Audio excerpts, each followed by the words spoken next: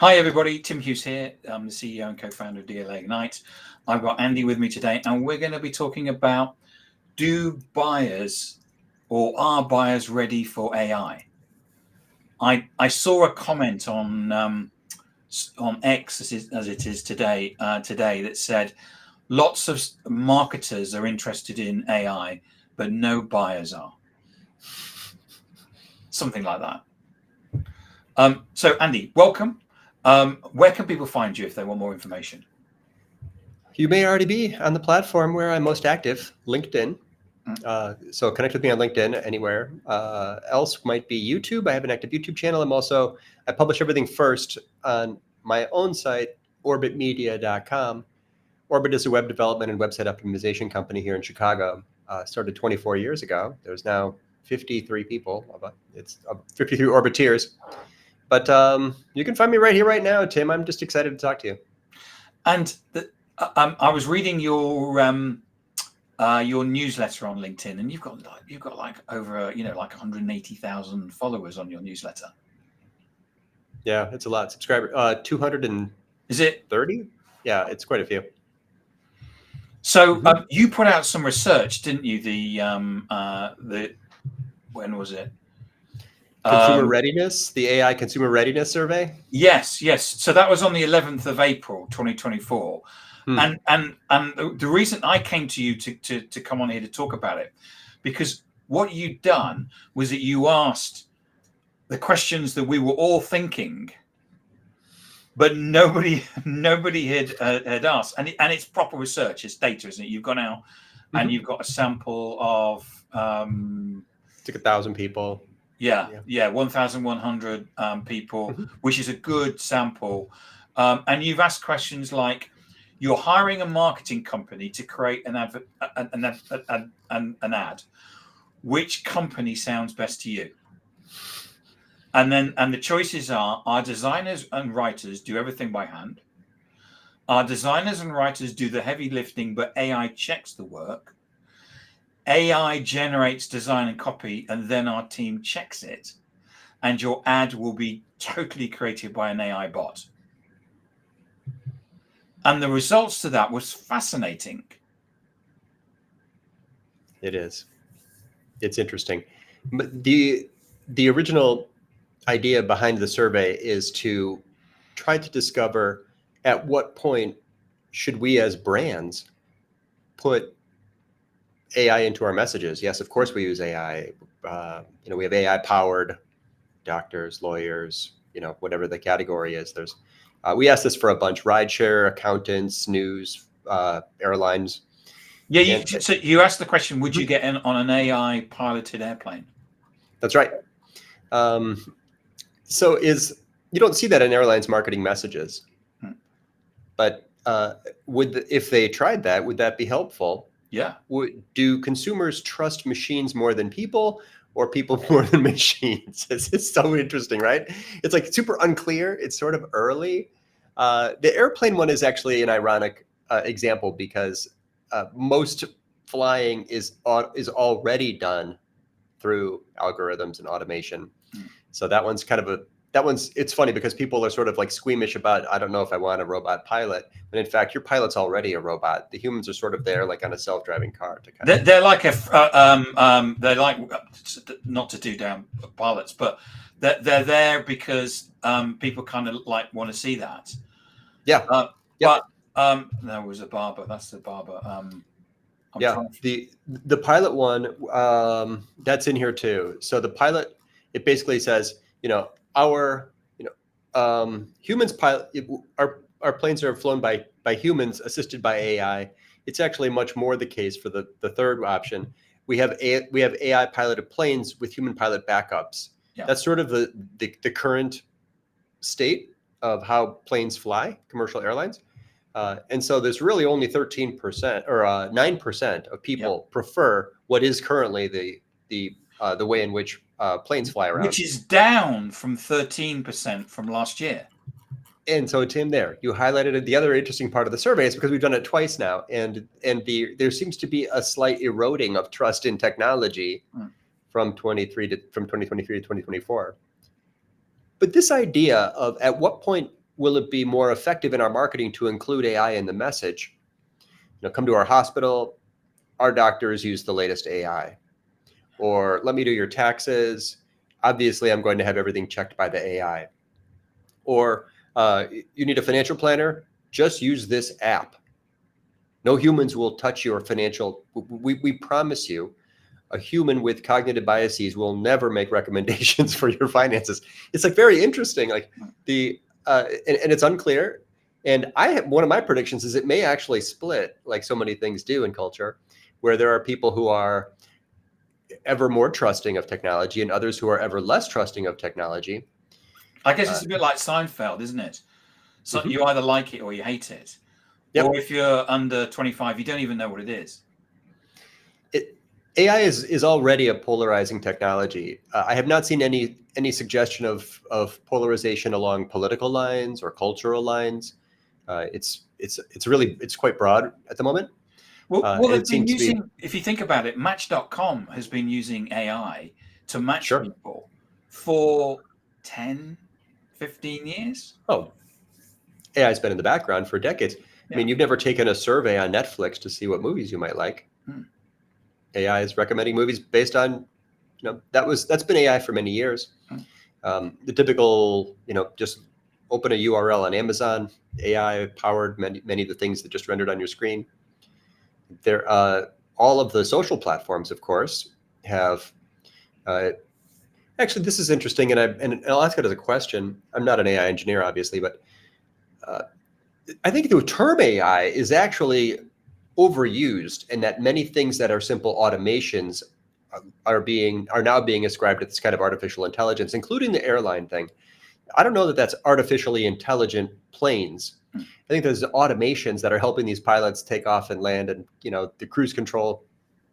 So I think there's a fine line or gray area, or maybe it's semantics, but is that an automation or is that artificial intelligence? Perhaps not important when it comes to the marketing message question. But no, this is your point's spot on. These things have been in the background for all of our services for 10 plus years. So this is it bubbles to the surface of consumer consciousness in November 2023. And now you can't, everyone has a point of view on this today. But when should this go into our messages? When will you prefer to hear that your doctor's definitely just doing using a robot, but it will be checked by a human? Would you rather see you've got a health scare? Do you want your oncologist to use AI or not use AI? Would you rather have your bone scan analyzed by a model that's seen 10 million bone scans? Or do you want a person to kind of look at that and, if they haven't had lunch yet, they're kind of, cranky and in a rush. This is quite interesting. So it's really an unanswerable question so far. But broadly speaking, yes, a few things from the research. People are generally embracing AI. And the percentage of people that want an all-human approach really is only about a third to a half for each of these categories. So we seem to be ready to adopt AI and to have that incorporated into our lives and used by our service providers. So, second point, yeah, go ahead, Tim. I was going to say I've seen some research from Northwestern University in the US, where they say that the quality of applications to the university has gone down because people are writing the applications using ChatGPT. And therefore, and you can imagine, because it's, of course, I don't need to think about it anymore. And actually the quality's gone down. The lowest quality. So the commodification of content is a long trend that we've been seeing for years. If we just think of university applications and college essays as a form for content, that's included in there. So the speed and cost of low quality content just went down even farther from where it was before. And therefore, the difference between high and low quality content just grew. If that's true, and I love this is a really interesting use case, because it should benefit the college essay writer that uses the human perspective and knows how to differentiate their content from AI. I think all of us, Tim, you and I are doing something right now AI could never do. Anyone who uses AI for research, but not for writing, people who incorporate stories and emotion and opinions and points of view. These people, I think, will have an advantage in the era of AI-generated content as this yawning gap grows between commodity, automatically generated, undifferentiated, quickly spun out of an LLM, floods the market, and those who take a stand and have a point of view feel more different and will have a greater opportunity to build a personal brand, make an impact for their audience, and get accepted to college. Yeah, and I think that well, we often talk about that AI will generate average content, but for some people that's actually an increase. Yeah. That's better because they're actually creating pretty poor content, and actually so commoditized average content for some people is better than where they are right now. That's an interesting point. It's better than Fiverr, right? If your blogging strategy was to hire someone off of Fiverr to write you 10 articles a month, hopefully next month your Fiverr blogger is using AI because the content will probably be better. That's interesting.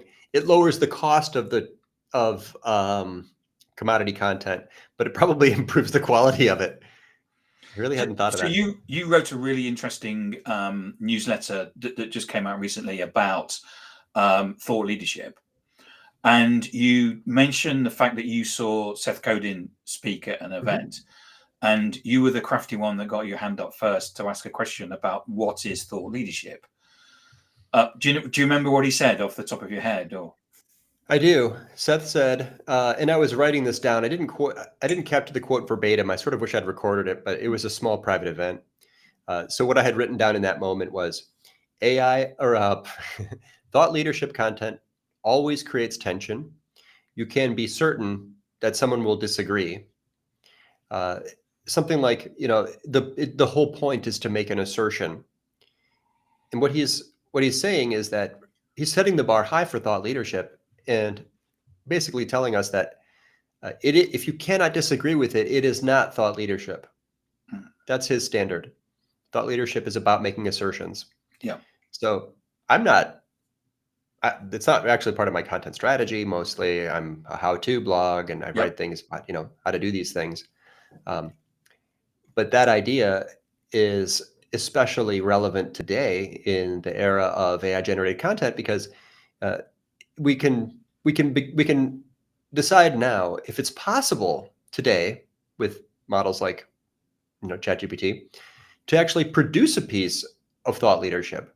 If thought leadership is about taking a stand and saying this is good, that's bad, or this is the right way, that's the wrong way, AI doesn't really do that in possibly because AI has no experience. It has no real world experience. It doesn't have any opinions. I'll give you an example. I come into the office, all the lights are off in this office. No one turns the lights on in the morning. There's one person who comes in and says, "Why is it so dark in here?" He seems to care about that. I don't care about that. But let's ask ChatGPT. Do you prefer having the lights off in the office in the morning? It's not going to take a stand on that, right? It's going to find something that it'll go grab, right. It'll give you two Reddit perspectives. article. Yep. It will summarize someone else's point of view. Yeah. It has no preference. It has never walked into an office and had a feeling about light or dark. And there's 1 million of these. And in my article, I share prompts that help you find these sort of mundane topics, but are still provocative, like the Oxford comma. Yep. I don't use the Oxford comma. I know people who will argue with me about the Oxford comma. I asked AI, what do you feel? What's your opinion about the Oxford comma? It said, the Oxford comma can help add clarity, but whether or not to use it depends on your style guide. That's not a perspective, right?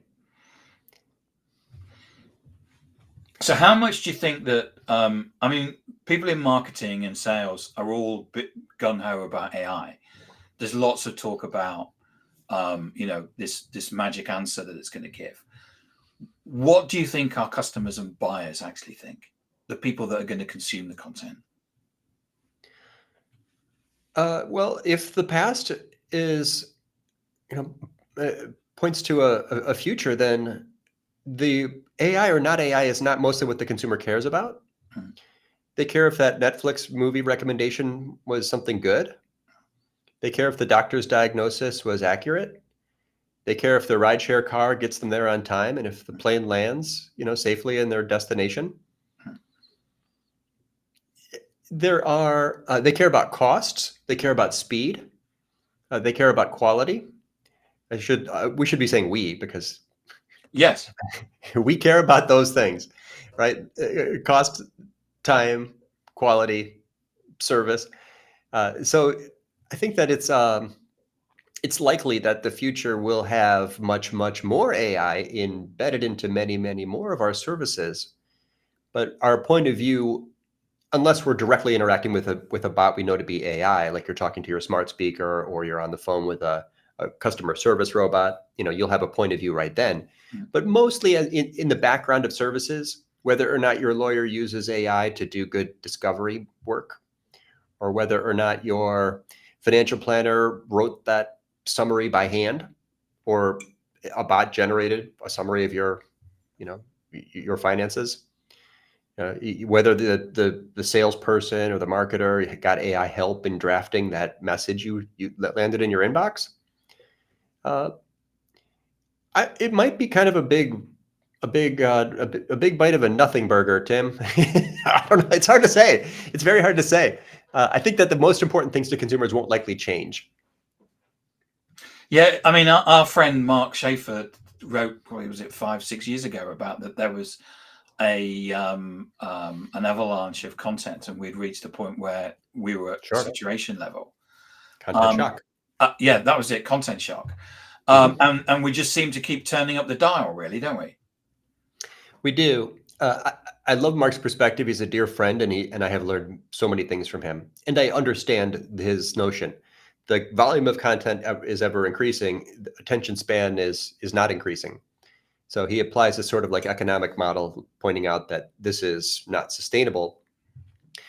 Here's another point of view.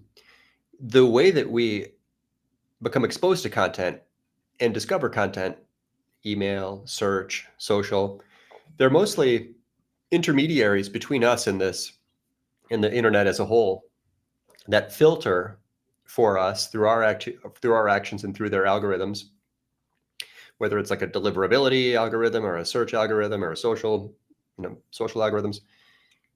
That the increasing content in the universe won't necessarily affect us so much as consumers. I collect screenshots of Google search results pages, and I can show you 10 years ago, you search for this phrase, it said there's 50 million search results. Here's the top 10.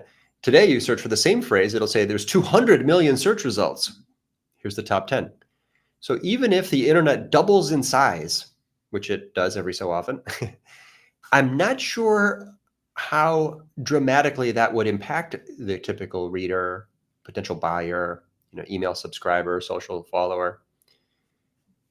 The internet's always growing, and there's always a flood of low quality content. Is it a problem for algorithms in big tech? Certainly. Do they need to create countermeasures to stop spam? Certainly. Have they been doing that since the beginning? Of course.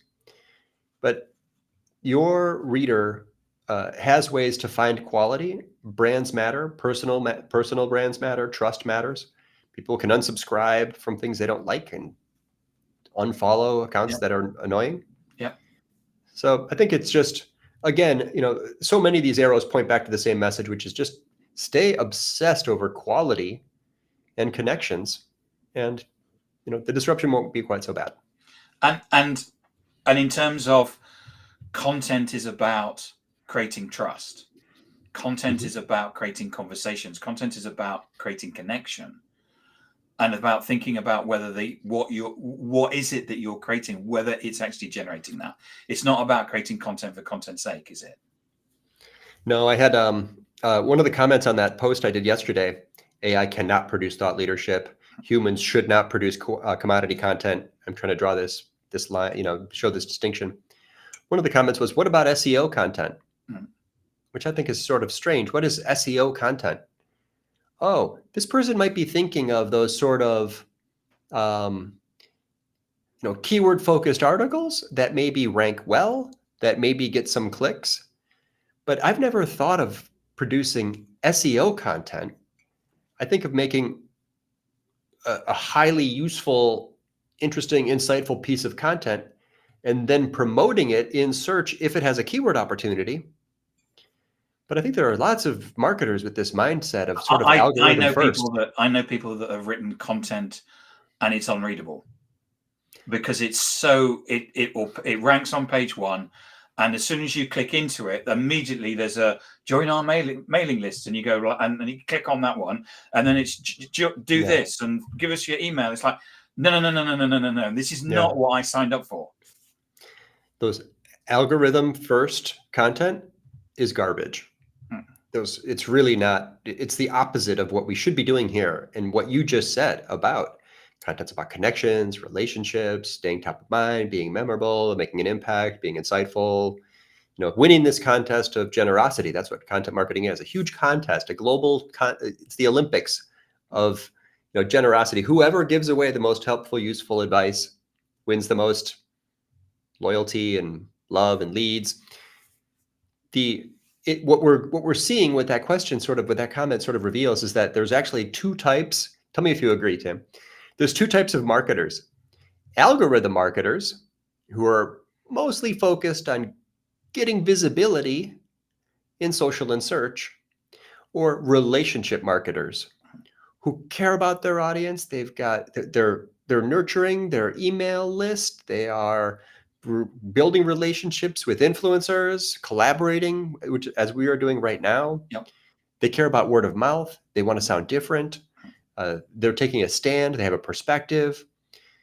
They're building a referral network. Do you think that maybe there are two types of marketers, these sort of algorithm first marketers and these human first sort of relationship marketers? I do.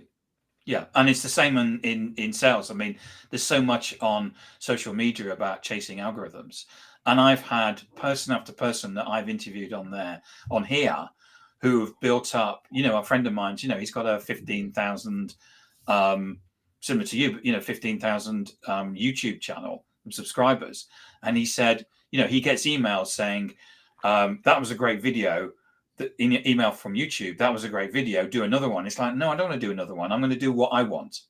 Mm-hmm. And he says, I've built the 15,000 subscribers because I'm doing what I want and I create the content because I know the audience and the algorithm doesn't. All the algorithm knows is how many likes and views it's got. Yeah. I'll make. I agree, and that's been my content strategy from the beginning. And this is an important message for many people who seem to have sort of an algorithm first approach. But just for fun, Tim, I'm going to run past. I'm going to give you a counter perspective. See what you think. When you know how to do it, there are ways to trigger an algorithm to get far, far greater engagement, ironically, through some of the most human content, the thought leadership type content that triggers a response that can get huge visibility by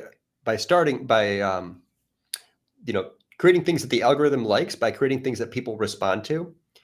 Is there a reasonable strategy with some part of that type of content in your mix that is sort of just there to create tons of high level visibility, knowing that could have a long-term benefit to the list growth or followers? I'll give you a quick example. I wrote an article that said, these are 13 things to remove from your website. Yep. And then I made a video. These are 13 things to remove from your website. Press releases don't belong on websites. They don't align with digital content best practices. They're not made for websites. PDFs, it's an alternate format for content. Nothing should be just a PDF. PDFs are like the rust of the internet. People upload them because their CMS is hard to use. Dates on blogs. You should not put a date on your blog if you have evergreen content strategy. It just makes your content look older faster. You can always put a date in the title or in the body text. This video, people start arguing, they're just very passionate, all caps comments, literally 500 plus comments. YouTube says, oh, I like this. And they showed it to 250,000 people. Yeah, it has That's more than 100x my normal video. And that led to 2,000 new subscribers. And it's actually relevant to what we do. I mean, we build websites. Do you think that there is a reasonable content strategy with some small amount of that in the mix, or am I just No, tiptoeing the evil? agree that I agree that but it's not about that all the time. Right. Yeah. And you know, the class, you know, the example was when I said, you know, the person wrote the a piece of content, and then you've got this pop up, and then another pop up, and another. Yeah. I mean, that's just spammy. That's spam. That's that's a pretty. We should all agree today that sacrificing the user experience of your visitor for you to hit a marketing goal is antithetical to the reason you're doing marketing. It's for the visitor, right? Content marketing is an audience first approach. I have never. I can take a stand here a little bit. I've never used. This is 17 years in digital. I've never used a pop-up window. I've never gated a piece of content. I've never bought an ad. I don't do things that are not aligned with how my consumers want to use the internet, because I'm here for them. So we can all disabuse ourselves of this notion today. $8 million in revenue, 53 employees, 24 years in business without ever buying an ad. Yep, I'm not the only one. Without ever we've never bought ads. We've never made a cold call. We actually don't have an email list. Good for you, Tim. So, you are audience first. Yep, you're an empathetic human. First. Yep, aligned with the humans that you want to help. Andy, thank you so much. I could talk to you all day. We've had one comment from LinkedIn user. The reason why that comes up with LinkedIn user is that the person hasn't given permission for LinkedIn to share their data. Always another way to look at AI. Thank you so much for that. That's fantastic. Andy, fantastic conversation. Thank you. I knew it would be. I've been looking forward to this all day. Where can people find you? If anyone wants to chat with me, you can skip the blue follow button and click the 3 dots and connect with me on LinkedIn. And if anyone wants to be first to get my content, orbitmedia.com/blog, you can subscribe there, and we'll send you everything there first, just via email.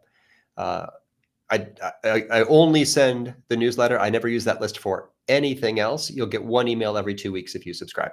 Fantastic. Andy, thank you so much for coming on today. Thank you, Tim. Always good to reconnect. Take care. Thank you so much.